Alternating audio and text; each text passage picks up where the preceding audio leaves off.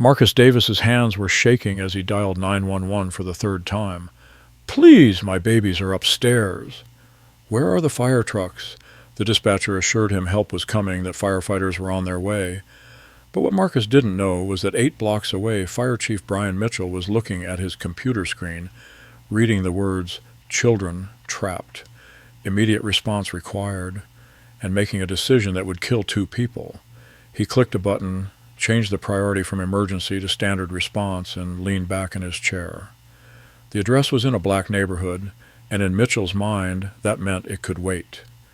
In the burning house on Elm Street, 5-year-old Elijah stopped crying. His mother, Nicole, held him tighter, her lungs screaming for air, waiting for sirens that wouldn't come for 8 more minutes. The smoke detector began its shrill warning at 2:43 a.m., piercing through the quiet darkness of the Davis family home on Elm Street in Detroit's East Side neighborhood. Marcus Davis jolted awake, his teacher's instinct immediately recognizing danger even through the fog of sleep. The acrid smell of smoke hit him as his feet touched the floor, and his heart began to race with a terror that every parent knows but prays never to experience. He shook his wife Nicole awake, shouting, "Fire! Get the kids!" as he ran toward the hallway where their children's bedrooms were located. The smoke was already thick, black, and choking, pouring from somewhere downstairs. Marcus could hear 7-year-old Zoe crying out for them, could hear 5-year-old Elijah's scared whimpers. Nicole was right behind him, her nurse's training kicking in as she grabbed a towel to cover her mouth. What neither of them knew as they fought to save their children was that help, which should have been racing toward them with sirens blazing, was being deliberately delayed by a man who believed their black lives weren't worth the same urgency as white lives. Chief Brian Mitchell, sitting in his comfortable office at Fire Station 9, had just made a decision that would kill 3 people and destroy what remained of Marcus Davis's world forever. The fire had started in the kitchen, a faulty wire in the old house's outdated electrical system finally sparking into something catastrophic. The Davis family had been saving money to update the wiring, had even gotten quotes from electricians, but on a teacher's and a nurse's combined salaries in a city where cost of living kept rising while wages stayed flat, they were still months away from affording the repairs. It was the kind of deferred maintenance that working-class families across America faced every day, the gamble that nothing would go wrong before they could fix it, a gamble that the Davis family had just lost. Within minutes of igniting, the fire had spread through the old wooden structure with terrifying speed, fueled by decades of paint and varnish, climbing the walls toward the bedrooms where the children slept. The smoke, thick and toxic, had filled the stairwell like a malevolent entity, cutting off the easiest escape route and turning the upstairs into a death trap. Marcus reached Zoe's room first, scooped his daughter into his arms, her small body trembling with fear as she coughed violently from the smoke. Nicole had Elijah, was carrying him toward the window, her mind calculating escape routes even as her lungs screamed for clean air. The heat was intense now, the roar of the flames from downstairs growing louder. Marcus smashed Zoe's window with his elbow, felt the glass cut his arm, but didn't care, anything to get fresh air, to get his family out. But they were on the 2nd floor, 12 feet up, and jumping with the children was a risk that could kill them just as surely as the fire. "We need the fire department," Nicole gasped, her phone in her hand, dialing 911 even as she struggled to breathe. The call connected, and through her choking coughs she screamed their address, screamed that there were children trapped, that they needed help immediately. The dispatcher, a young woman named Sarah Rodriguez, assured her that help was on the way, that they should try to get to a window, that firefighters were coming. What Sarah didn't know, what she couldn't possibly have known, was that the response she was promising was being sabotaged by the very person who was supposed to ensure it happened. The 911 call came into Fire Station 9's dispatch at 2:46 a.m., 3 minutes after the smoke detector had first activated. Station 9 was the closest firehouse to Elm Street, less than 2 miles away, a response time that should have been under 4 minutes. The dispatcher immediately sent the alert to Chief Brian Mitchell, who was on duty that night as the ranking officer responsible for deployment decisions. The message was clear: structure fire, 2847 Elm Street, East Side, Multiple occupants, including children, reported trapped. Immediate response required. It was the kind of call that should have triggered an instant, full-scale response, every available unit rolling out with lights and sirens, because when children are trapped in a burning building, seconds matter. But Brian Mitchell, looking at the address on his screen, recognized the street name, knew it was in the predominantly black neighborhood on the east side, and made a decision that revealed the depths of his racist contempt for the people who lived there. Chief Mitchell had been with the Detroit Fire Department for 28 years, had risen through the ranks not because of exceptional skill, but because of longevity and political connections. He was known among the rank-and-file firefighters as someone who played favorites, who gave the best assignments to guys who looked like him and thought like him, who made the black firefighters work twice as hard for half the recognition. There had been complaints over the years, whispered accusations of bias, but nothing that had ever stuck, nothing that had threatened his position. Mitchell had learned to couch his racism in the language of procedure and policy, to make his discriminatory decisions sound like resource management. And on this night, looking at the call from Elm Street, he decided that this fire in this neighborhood didn't warrant the urgent response that a fire in a white neighborhood would have received. He marked the call as standard response rather than emergency response, a designation that changed everything. Under Detroit Fire Department policy, an emergency response meant immediate deployment of the closest available units with no delay. A standard response meant that units could finish their current activities before responding. That response could be delayed if resources were committed elsewhere, that the fire was not considered an immediate life-threatening situation. By marking the Elm Street fire a standard response, Mitchell effectively told his firefighters that there was no rush, that this was routine, that lives were not hanging in the balance. He later claimed he had done this because he believed the fire was small, that the report of trapped children was likely an exaggeration, that resources needed to be managed carefully. But firefighters who knew him, who had heard his casual racist comments in the station house, who had seen him make similar decisions in black neighborhoods before, understood the truth.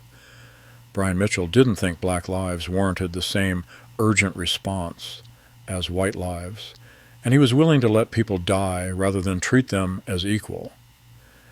The first fire truck didn't leave Station 9 until 2:52 a.m., 6 minutes after the initial call, an eternity in a structure fire with trapped occupants. The crew, led by Lieutenant James Washington, a black firefighter who had been passed over for promotion multiple times despite exemplary performance, was furious when they realized what had happened. Washington had heard the initial call, had started gearing up immediately, but Mitchell had told him to wait, had said they needed to verify the severity before committing resources, had used procedure as a weapon to delay response. By the time Mitchell finally authorized deployment, Washington and his crew knew they were behind, knew that every second of delay could mean the difference between rescue and recovery. They pushed the truck as fast as they could through the pre-dawn streets, sirens screaming, but the damage had already been done. 6 minutes in a house fire is a lifetime, is the difference between survival and death. Back at the Davis home, those 6 minutes felt like 6 hours. Marcus and Nicole, their lungs searing with every breath, had managed to get both children to the broken window where fresh air provided temporary relief. The fire had consumed the first floor now, the heat so intense that the floorboards beneath their feet were growing hot. Marcus held Zoe, trying to shield her from the smoke, whispering that help was coming, that firefighters would be there soon, that everything would be okay. Nicole held Elijah, his small body limp in her arms, his breathing shallow and labored from smoke inhalation. She was a nurse, knew the signs of respiratory distress, knew that her baby was in trouble and that they needed help not soon, but now. Through the window, she could see neighbors gathering on the street below, could hear them shouting encouragement, someone saying they had called 911, that help was coming. But where were the sirens? Why weren't the firefighters here yet? The house had been burning for 10 minutes now, and there was no sound of rescue approaching. At 2:54 a.m., Lieutenant Washington's truck finally turned onto Elm Street, and the crew could see immediately that the situation was catastrophic. Flames were shooting from the first-floor windows, smoke was pouring from the roof, and people were screaming that there was a family trapped on the second floor. Washington began barking orders even before the truck had fully stopped, his crew deploying with practiced efficiency, connecting hoses to the hydrant, preparing to enter the structure. But he knew, with the sick certainty that comes from years of experience, that they were too late. That if there were still people inside after this much time, the chances of getting them out alive had dropped dramatically. He radioed for additional units, for an ambulance, and as he did so, he caught sight of Chief Mitchell's car pulling up behind them. Mitchell had left the station after them, had driven to the scene to oversee operations, and the look on Washington's face made clear what he thought of that explanation. Marcus Davis made his decision at 2:55 a.m. The floor beneath them was starting to buckle, the heat unbearable, and Elijah had stopped crying, his small body too still in Nicole's arms. They couldn't wait any longer for help that should have been there 10 minutes ago. "We have to jump," he told Nicole, his voice breaking with terror and determination. "I'll go first with Zoe. You follow with Elijah." He looked down at the ground below, at the neighbors who had seen what was happening and had rushed to position themselves beneath the window, forming a human safety net with outstretched arms. It was 12 feet, a fall that could break bones, but it was their only chance. Marcus held Zoe tight, whispered, "I love you, baby girl," and jumped. He tried to angle his body to take the impact, to protect his daughter, and the neighbors broke his fall as much as they could. Pain shot through his ankle as it twisted, but Zoe was safe, coughing and crying but alive. He looked up at the window, screamed for Nicole to jump, saw her silhouette against the smoke and flames as she prepared to follow him with Elijah in her arms. What happened next would haunt Marcus Davis for the rest of his life, would replay in his nightmares in horrible detail, would be the moment when his world shattered irreparably. Nicole, holding Elijah, climbed onto the window ledge, preparing to jump. But before she could, there was a sound like thunder from inside the house, the sound of the floor giving way, and she disappeared backward into the smoke and flames. Marcus's scream was animal, primal, the sound of a soul being ripped apart. He tried to run back into the house, tried to reach his wife and son, but the neighbors held him back, their own screams mixing with his as they understood what had happened. The firefighters, who had just begun their approach to the house, heard the collapse and knew that their worst fears had been realized. Lieutenant Washington radioed for additional rescue equipment, but in his heart he already knew it was too late. The second floor had collapsed into the first, and anyone still inside had fallen into the inferno below. The fire was brought under control by 3:47 a.m., more than an hour after the initial 911 call. Recovery of the bodies took another 3 hours, the grim work of sifting through the charred remains of what had been a family's home. Nicole Davis and 5-year-old Elijah were found together, her body curved protectively around his, both having died from smoke inhalation and burns. 7-year-old Zoe survived but would carry the physical and psychological scars forever. And Marcus Davis, who had trusted that calling 911 meant help would come, that firefighters would race to save his family, was left to confront the unbearable reality that his wife and son had died while rescue was deliberately delayed. The official cause of death listed on the death certificates was smoke inhalation and thermal injuries due to residential structure fire, clinical language that said nothing about the decisions that had killed them. The investigation into the delayed response began within hours, triggered by Lieutenant Washington's formal complaint and the statements of neighbors who had timed the response. The fire department's own protocols were clear. The call had come in at 2:46 a.m. The first unit had arrived at 2:54 a.m., an 8-minute response time that was double the departmental standard for a life-threatening emergency. When investigators pulled the dispatch logs and listened to the 911 call, the evidence of Chief Mitchell's decision to downgrade the response was irrefutable. He had received a call reporting trapped children and had marked it standard rather than emergency, had delayed deployment, had violated every protocol designed to save lives in exactly this situation. When confronted, Mitchell's response was defensive and procedural, claiming he had made a judgment call based on available information, that he had been managing limited resources, that the delayed response had not been the cause of the deaths. He showed no remorse, no acknowledgement that his decision might have cost lives, no recognition of the grief he had caused. But Lieutenant Washington and other firefighters who knew Mitchell's history weren't willing to let this be swept under the rug as just a procedural error. They went to the media, shared their knowledge of Mitchell's pattern of discriminatory responses, provided examples of other fires in black neighborhoods that had been downgraded while fires in white neighborhoods received immediate full responses. Journalists began digging into fire department records, and a pattern emerged that was damning in its clarity. Over the past 5 years, response times to calls in predominantly black neighborhoods were on average 3 minutes longer than responses to white neighborhoods, and that difference was largely attributable to Chief Mitchell's dispatch decisions. The story exploded across local and national news, another entry in the tragic catalog of institutional racism causing preventable deaths. Marcus Davis, still numb with grief, gave an interview from his hospital bed where he was being treated for smoke inhalation and the injuries from his jump. "I called 911, he said, tears streaming down his face, "and I did everything right. And my wife and son died because someone decided they weren't worth saving quickly. How do I live with that? The pressure for criminal charges became overwhelming. Civil rights organizations, community activists, and a city exhausted by racial injustice demanded accountability.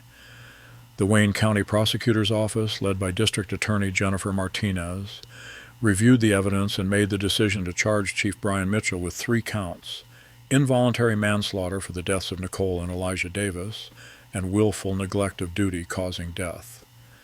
The charges acknowledged that while Mitchell had not intended to kill anyone, his reckless disregard for life and his discriminatory decision-making had directly caused preventable deaths. Mitchell was arrested at Fire Station 9, a dramatic scene captured by news cameras, as he was led out in handcuffs past firefighters who stood watching in grim satisfaction. His arraignment was contentious, his attorney arguing that this was a judgment call made under pressure. The charging a fire chief with manslaughter for dispatch decisions would have a chilling effect on emergency services. But the judge, looking at the evidence of pattern and practice, denied bail reduction, and Mitchell was held pending trial. The trial was assigned to Judge Raymond Carter, a respected jurist with 15 years on the bench. What wasn't widely known about Judge Carter was that he had his own history with fire department response failures. When he was 9 years old, his family's home in a poor black neighborhood on Detroit's west side had caught fire in the middle of the night. His mother had called 911, had been told help was coming, but the fire trucks had taken nearly 20 minutes to arrive, delayed by a series of decisions and circumstances that young Raymond had been too young to fully understand, but old enough to never forget. By the time the firefighters arrived, the fire had consumed his 12-year-old sister Sarah's bedroom, and she had died from smoke inhalation. The investigation had found no criminal wrongdoing, just a tragic combination of equipment failures and miscommunication, but Raymond Carter had grown up knowing that if help had come faster, his sister might have lived. That experience had shaped his path toward law, toward a career seeking justice, and now, decades later, he sat in judgment over a case that echoed his own family's tragedy with haunting similarity. The trial began on a humid morning in August, 11 months after the fire that had destroyed the Davis family. Courtroom 7B was packed beyond capacity, with overflow crowds spilling into the hallway, everyone drawn by a case that had become a flashpoint for discussions about systemic racism, emergency response, and accountability. At the prosecution table sat District Attorney Jennifer Martinez and her team, their case built on dispatch records, expert testimony, and the damning pattern of Mitchell's discriminatory decisions. Across the aisle sat Chief Brian Mitchell with his defense attorney, Thomas Bradford, a high-priced lawyer known for defending public officials. Mitchell wore a dark suit rather than his fire department uniform, his attorney's attempt to distance him from his official capacity, but his bearing remained that of someone who believed he had done nothing wrong. As Judge Raymond Carter entered and took his seat, the packed-out gallery fell silent, all eyes on the man who would preside over this reckoning. Jennifer Martinez's opening statement was precise and devastating. She walked the jury through the night of February 12th, minute by minute, using a timeline projected on screens that showed when the 911 call came in, when Mitchell received the dispatch, when he marked it standard response, and when the first fire truck finally arrived. 8 minutes from call to arrival, when departmental policy mandated 4 minutes for emergencies involving trapped occupants. She introduced statistical evidence showing Mitchell's pattern of slower responses to black neighborhoods, presented testimony from firefighters about his discriminatory comments and practices. Chief Mitchell had the power to save lives, Martinez said, her voice carrying conviction. He had trained firefighters ready to respond. He had equipment staged and waiting. All he had to do was give the order immediately, as policy required.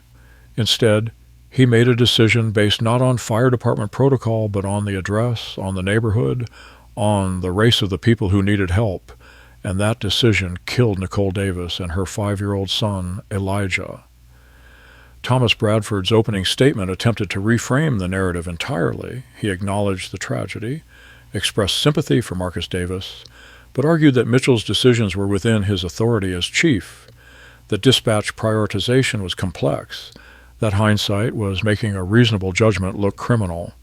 Chief Mitchell has dedicated 28 years to protecting the city, Bradford argued. He has made thousands of dispatch decisions, has saved countless lives. On this night, facing limited resources and incomplete information, he made a judgment call that tragically did not have the outcome anyone wanted. But making a decision that turns out badly is not a crime. This is a prosecution looking for a scapegoat, trying to criminalize the difficult split-second choices that emergency responders make every day. It was a competent defense, professionally delivered, but it deliberately ignored the evidence of pattern and the clear protocol violations that Martinez had presented. The prosecution's case unfolded over 2 weeks with methodical precision. Fire department dispatch experts testified about standard protocols, explaining that when children are reported trapped in a structure fire, immediate emergency response is mandatory, not discretionary. Lieutenant James Washington took the stand and described Mitchell's deliberate delay, his order to wait despite the urgent nature of the call. "I've been a firefighter for 16 years, Washington testified, his voice thick with emotion. "I know what an 8-minute delay means in a house fire. Chief Mitchell knew, too. He made that choice knowing what the cost would be." Under cross-examination, Bradford tried to suggest that Washington had personal animosity toward Mitchell, that his testimony was colored by grievance. Washington's response was devastating. "My feelings about Chief Mitchell are irrelevant. The dispatch logs don't lie. The protocols are clear. He violated them, and people died." The most powerful testimony came from Marcus Davis himself. Walking with a cane from injuries sustained during his escape, Marcus approached the witness stand with visible effort. Martinez gently guided him through the events of that night, and his testimony was heartbreaking in its detail. He described his wife Nicole's devotion to their children, Zoe's love of drawing, Elijah's infectious laugh. He described the terror of the fire, the desperate wait for help that never came in time, the moment he watched his wife fall back into the flames. "I trusted the system," Marcus said, tears streaming down his face. "I called 911 because that's what you're supposed to do when you need help. I believed firefighters would come, would save my family, and they would have if Chief Mitchell had let them. He had the power to send help immediately, and he chose not to. My wife died holding our baby boy, both of them suffocating, while rescue was delayed because we lived in the wrong neighborhood." The courtroom was silent except for the sound of people crying, and even Bradford chose not to cross-examine, recognizing that attacking a grieving father would only harm his client's case. Throughout the testimony, Brian Mitchell's demeanor was troubling. He showed no visible emotion during Marcus's testimony, no reaction to the descriptions of Nicole and Elijah's deaths.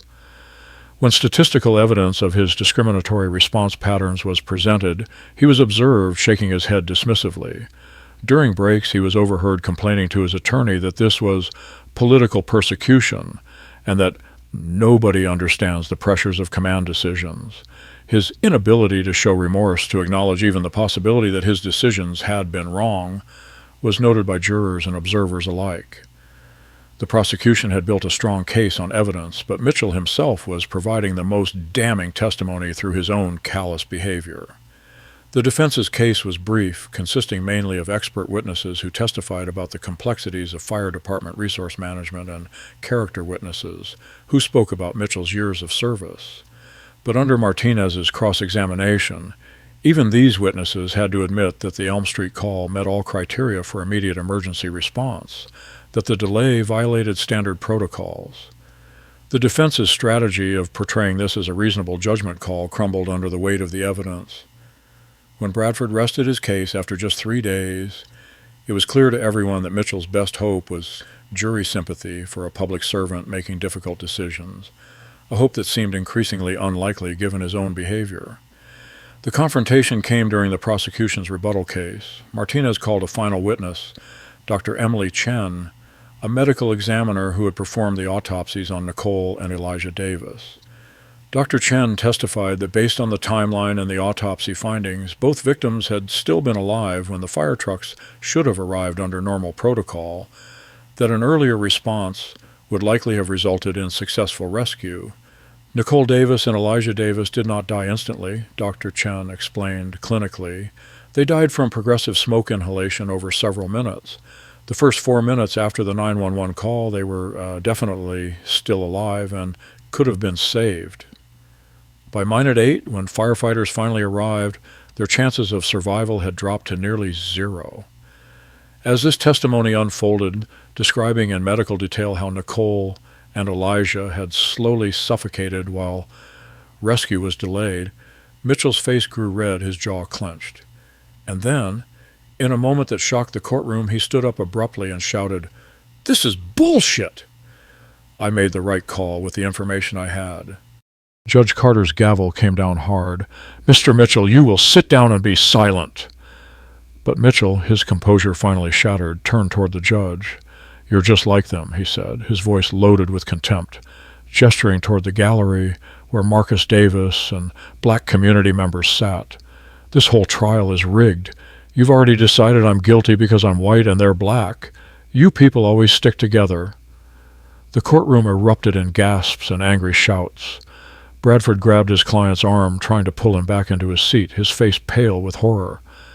Judge Carter, his expression calm but his eyes blazing, spoke with quiet authority. "Mr. Mitchell, you are now in contempt of court. Bailiffs, remove the defendant. This trial will continue in his absence if necessary." As officers moved to restrain Mitchell, he continued shouting, "My career is destroyed for doing my job. This is reverse racism. You're persecuting me." He was dragged from the courtroom still ranting, and Judge Carter called a recess to restore order. The jury deliberated for 7 hours before reaching their verdict. When they returned, none looked at Mitchell, who had been brought back under tight security. The foreman, a middle-aged white woman who worked as a school administrator, stood and delivered the verdict in a clear, steady voice. In the matter of the state of Michigan versus Brian Mitchell, on the count of involuntary manslaughter in the death of Nicole Davis, we, the jury, find the defendant guilty. On the count of involuntary manslaughter in the death of Elijah Davis, we, the jury, find the defendant guilty. On the count of willful neglect of duty causing death, we, the jury, find the defendant guilty. Marcus Davis collapsed into the arms of family members, sobbing with relief and renewed grief. Martinez closed her eyes in gratitude, and Mitchell sat frozen, the reality of his conviction finally penetrating his armor of denial. The sentencing hearing was scheduled for 3 weeks later. Before pronouncing sentence, Judge Carter invited victim impact statements. Marcus Davis, supported by his daughter Zoe, approached the podium. His statement was brief but powerful. "My wife Nicole dedicated her life to caring for others as a nurse. My son Elijah was 5 years old and loved dinosaurs and wanted to be a firefighter when he grew up.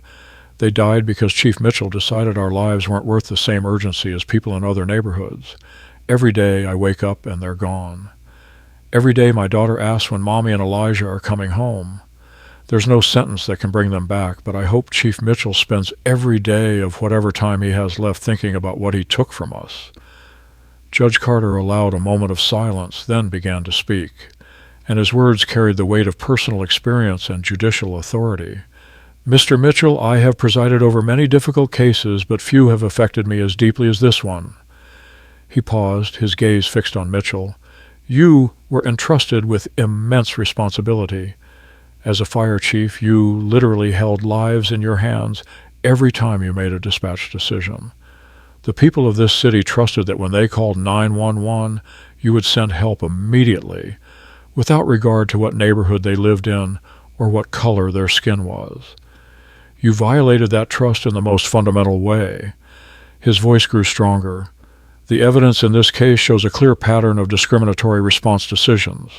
You consistently delayed responses to predominantly black neighborhoods while ensuring immediate response to white neighborhoods. On the night of February 12th, when Nicole Davis called 911 and reported that her children were trapped in a burning house, you had every piece of information you needed to know this was an emergency requiring immediate response, but you looked at the address, recognized it as a black neighborhood, and decided it could wait." Judge Carter leaned forward, his next words carrying personal resonance. "You suggested during your outburst that I cannot be fair because of my race.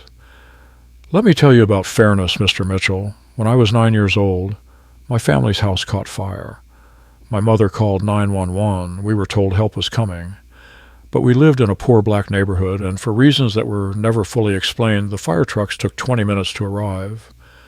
My sister Sarah was 12 years old. She died from smoke inhalation while we waited for help that came too late." His voice remained steady, but the emotion was clear. "I grew up knowing that my sister might have lived if help had come faster. I became a lawyer and then a judge because I believed the system could be better, that we could create accountability for people who failed to treat all lives as equally valuable." The courtroom was absolutely silent, everyone transfixed by Judge Carter's revelation. Mitchell, for the first time, looked uncertain, the full weight of his actions seeming to finally break through his defenses. Judge Carter continued, "But I want to be clear, Mr. Mitchell. I am not sentencing you because of what happened to my sister. I am sentencing you because of what you did to Nicole and Elijah Davis, because of the evidence presented in this trial, because of the laws you violated and the trust you betrayed. The jury has found you guilty of causing 2 deaths through your reckless and discriminatory decisions.